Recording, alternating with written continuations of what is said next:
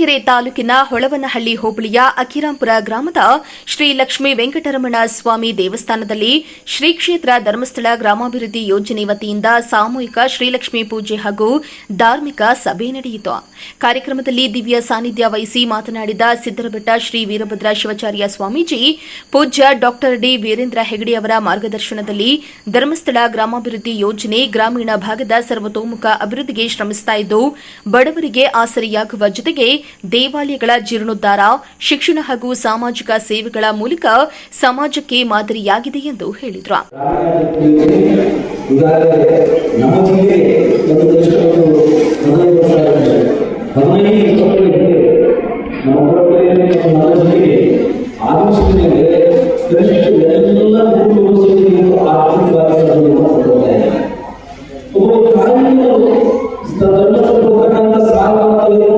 ಸಣ್ಣ ಸಣ್ಣ ಯೋಜನೆ ಮನೆಯ ಬಸ್ಸು ಸಾಕಾಗಬಹುದು, ಒಂದು ಪೊಲೀಸ್ ಸಾಕಾಗಬಹುದು, ಈ ರೀತಿ ಯೋಜನೆ ಮಾಡುವಂತಾಗಿ ಸಾಲವಾಗಿ ಬದುಕ್ತಾ ಇದ್ದಾರೆ. ಮೊನ್ನೆ ನಮ್ಮ 1 ವರ್ಷ ಲಕ್ಷಕ್ಕೆ ಸತ್ಕಾರ ಪೂಜೆ ಮಾಡಿದ್ರು.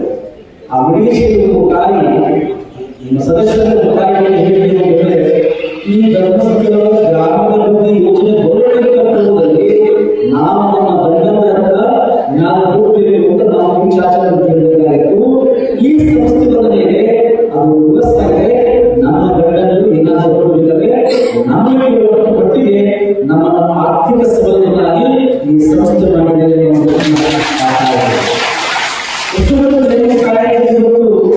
ಧರ್ಮಸ್ಥಳದಲ್ಲಿ ಗ್ರಾಮದ ಸಾಲ ಯಜಮಾನರಿಗೆ ಕೃಷಿ ಅದು ಏನಾದರೂ ಅನುಕೂಲಕ್ಕೋಸ್ಕರವಾಗಿ ಸಾಲವನ್ನು ತೆಗೆದುಕೊಂಡು ತಮ್ಮ ಮನೆಯ ಯಜಮಾನರಿಗೆ ಹೋಗುವಂತ ಮಟ್ಟಿಗೆ ನಮ್ಮೆಲ್ಲ ತಾಯಿಯರ ಆರ್ಥಿಕ ಸಬಲೀಕರಣವಾಗಿರತಕ್ಕಂಥ ಆ ಸಂಸ್ಥೆಯ ಅಂದರೆ ಧರ್ಮಸ್ಥಳದ ಗ್ರಾಮೀಣಾಭಿವೃದ್ಧಿ ಯೋಜನೆ ಅನ್ನೋದನ್ನ ನಾವು ಅತ್ಯಂತ ಒಂದು ವಿಷಯವನ್ನು ತಿಳಿಸುವುದೇನೆಂದರೆ ಧರ್ಮಸ್ಥಳ ಗ್ರಾಮೀಣ ಯೋಜನೆ ಹಣ ತಕ್ಷಣವೇ ಧರ್ಮಸ್ಥಳದ ಹುಡುಗಿ ಹಣ ಅಥವಾ ಹೆಚ್ಚಿನ ಗ್ರಾಮೀಣ ನಾವು ಖಂಡಿತವಾಗಿ ಅದಕ್ಕೆ ಯಾಕಂದ್ರೆ ಯಾವುದೇ ಕ್ಷೇತ್ರಕ್ಕೆ ಅಷ್ಟು ಕೋಟಿ ಹಣ ಸಾಧ್ಯ ಇದೆ. ಕರೆಕ್ಟ್ ನಮ್ಮ ಜಿಲ್ಲೆಯಲ್ಲಿ ಅಂದ್ರೆ ನಮ್ಮ ಜಿಲ್ಲೆಯೊಳಗೆ ನಮ್ಮ ಜಿಲ್ಲೆಯಲ್ಲಿ ತುಮಕೂರಲ್ಲಿ 2 ಭಾಗ ಇದೆ. ಒಂದು ತುಮಕೂರು ಭಾಗ, ಒಂದು ಮಧುಗಿರಿ ಭಾಗ ಇದೆ.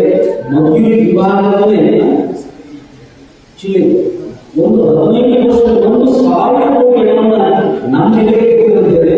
ಇಷ್ಟು ಹಣ ನಾವು ಮುಗಿಗೆ ಬರಲಿಕ್ಕೆ ಸಾಧ್ಯ. ಧರ್ಮಸ್ಥಳದ ಹೆಗ್ಗಡೆಯವರು ಅವರ ಇನ್ನು ಸಂಸ್ಥೆಯ ಜಿಲ್ಲಾ ನಿರ್ದೇಶಕ ಪ್ರವೀಣ್ ಕುಮಾರ್ ಮಾತನಾಡಿ, ಧರ್ಮಸ್ಥಳ ಗ್ರಾಮಾಭಿವೃದ್ಧಿ ಯೋಜನೆ ಸಮಾಜದ ಕಟ್ಟಕಡೆಯ ವ್ಯಕ್ತಿಗೂ ವಿವಿಧ ಯೋಜನೆಗಳ ಮೂಲಕ ನೆರವಾಗುತ್ತಿವೆ. ಬ್ಯಾಂಕಿಂಗ್ ಸೇವೆಗಳನ್ನು ಮನೆ ಬಾಗಿಲಿಗೆ ತಲುಪಿಸುವುದು ಸೇರಿದಂತೆ ದೇವಾಲಯಗಳ ಜೀರ್ಣೋದ್ಧಾರ, ಶಾಲೆಗಳ ಅಭಿವೃದ್ಧಿ, ವಿದ್ಯಾರ್ಥಿ ನಿಧಿ, ಕೆರೆ ಕಟ್ಟೆಗಳ ಅಭಿವೃದ್ಧಿ, ಮನೆ ನಿರ್ಮಾಣ, ಬೋರ್ವೆಲ್ ರೀಚಾರ್ಜ್, ಶುದ್ಧ ಕುಡಿಯುವ ನೀರಿನ ಘಟಕ ಹಾಗೂ ಪಿಂಚಣಿ ಯೋಜನೆ ಸೇರಿದಂತೆ ಅನೇಕ ಜನಪರ ಕಾರ್ಯಕ್ರಮಗಳನ್ನು ಯಶಸ್ವಿಯಾಗಿ ಅನುಷ್ಠಾನಗೊಳಿಸಲಾಗುತ್ತಿದೆ ಎಂದು ತಿಳಿಸಿದರು.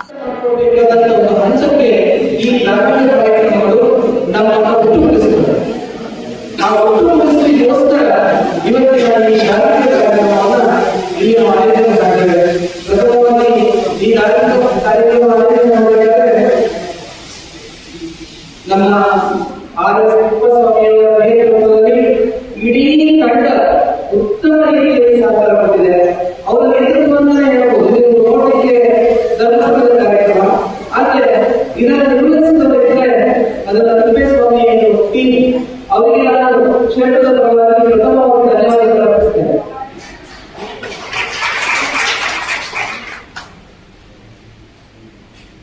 ಒಂದು ಮಾತು, ನಾವು ನಮ್ಮ ಮೂಲವನ್ನು ಮರೆಯಬಾರದು.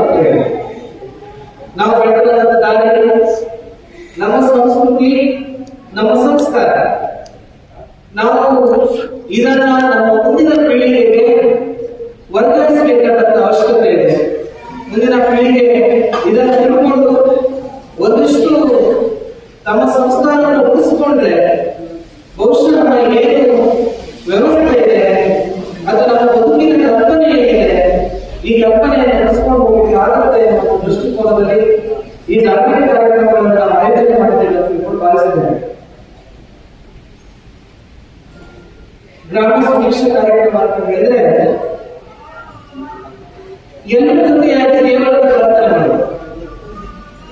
ಒಬ್ಬೊಬ್ಬ ಮನೆಯಲ್ಲಿ ಇಟ್ಕೊಂಡು ಪ್ರಾರ್ಥನೆ ಮಾಡಿದ್ರೆ, ಒಬ್ಬ ತನಗೋಸ್ಕರ ಪ್ರಾರ್ಥನೆ ಮಾಡಿದ್ರೆ ಅದು ಅವನಿಗೆ. ಗ್ರಾಮಸ್ಥರೆಲ್ಲರೂ ಸೇರಿಕೊಂಡು ಕರುಣೆಯನ್ನು ತೋರಿಸ್ತಾನೆ ಅಂತ ಹೇಳುವಂತಹ ದೃಷ್ಟಿಕೋನದಲ್ಲಿ ಈ ಧಾರ್ಮಿಕ ಕಾರ್ಯಕ್ರಮಗಳನ್ನು ಕಳೆದ 40 ವರ್ಷಗಳಲ್ಲಿ ನಾವು ಆಯೋಜನೆ ಮಾಡ್ಕೊಂಡು ಬರ್ತಾ ಇದ್ದೇವೆ. ದೇವರಲ್ಲಿ ಪ್ರಾರ್ಥನೆ, ನಮ್ಮನ್ನ ಸುಭಿಕ್ಷವಾಗಿಡು, ಭಗವಂತ ಪ್ರಾರ್ಥನೆ ಬಿಡುವಂತ. ಈಗ ಸರಿಯಾದ ಸಮಯ ನಮಗೆ ಬಹುಶಃ ಮಳೆ ಇಲ್ಲ, ಬೆಳೆ ಇಲ್ಲ, ಬಹಳ ಮುಂದೆ ಉಳಿಬೇಕಾದ ಸನ್ನಿವೇಶದಲ್ಲಿ ನಾವೆಲ್ಲರೂ ಇವತ್ತು ತಿಮ್ಮಪ್ಪನ ವಠಾರದಲ್ಲಿ ದೇವರ ಪ್ರಾರ್ಥನೆ ಮಾಡುವ ಕೆಲಸವನ್ನ ನಾವು ಮಾಡ್ತಾ ಇದ್ದೀವಿ. ನಮ್ಮೆಲ್ಲರ ಒಂದು ಏನು ಪ್ರಾರ್ಥನೆ ಫಲಿಸಿ ನಿಜರ ಆಶೀರ್ವಾದದೊಂದಿಗೆ ಇನ್ನಷ್ಟು ಮಳೆ ಬೆಳೆಯಾಗಿ ಈ ಕಾರ್ಯಕ್ರಮದ ಒಂದಷ್ಟು ಮೆರುಗರಾಗಿ ಆಶಿಸ್ತೇನೆ. ಇನ್ನು ತುಮುಲ್ ನಿರ್ದೇಶಕ ಸಿದ್ದಗಂಗಯ್ಯ ವಿ ಮಾತನಾಡಿ, ಧರ್ಮಸ್ಥಳ ಗ್ರಾಮಾಭಿವೃದ್ಧಿ ಯೋಜನೆ ರೈತರು, ಹಾಲು ಉತ್ಪಾದಕರು ಹಾಗೂ ಸ್ವಸಹಾಯ ಸಂಘಗಳ ಮಹಿಳೆಯರ ಆರ್ಥಿಕ ಸಬಲೀಕರಣಕ್ಕೆ ಮಹತ್ವದ ಕೊಡುಗೆ ನೀಡುತ್ತಾ ಇದ್ದು, ಎಲ್ಲರೂ ಯೋಜನೆಯ ಸೌಲಭ್ಯವನ್ನು ಸದುಪಯೋಗಪಡಿಸಿಕೊಳ್ಳಬೇಕೆಂದು ಕರೆ ನೀಡಿದರು.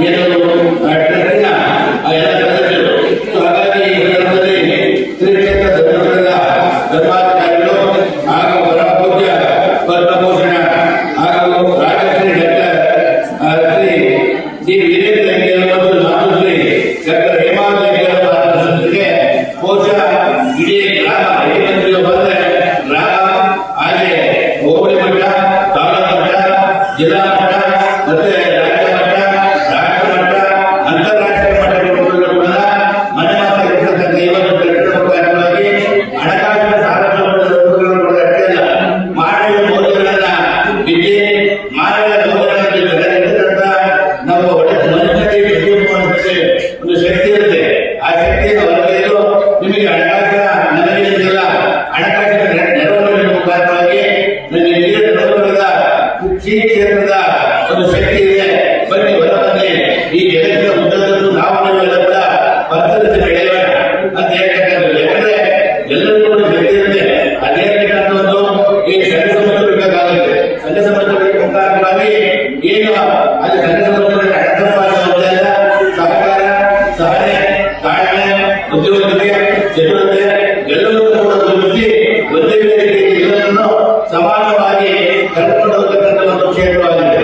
ಬಹುಶಃ ಈಗಾಗಲೇ ನಮ್ಮ ವೆಂಕಟರವರು ಬಹಳ ಸವಿಸ್ತಾರವಾಗಿ ನಾವು ಸಾಕಾಗಲ್ಲ ಅಂತ ಕೂಡ ನಾನು ಹೇಳ್ತೇನೆ. ಸವಿಸ್ತಾರವಾಗಿ ಇವತ್ತೇನು ಗ್ರಾಮ ಮಟ್ಟದಿಂದ ಶಾಲೆ ಇರ್ಬೋದು, ಆಸ್ಪತ್ರೆ ಇರ್ಬೋದು, ಎಲ್ಲ ಕೂಡ ಬಹಳ ಉತ್ತಮವಾಗಿ ನಮ್ಮ ಜೈಲಿಗೆ ಕೂಡ.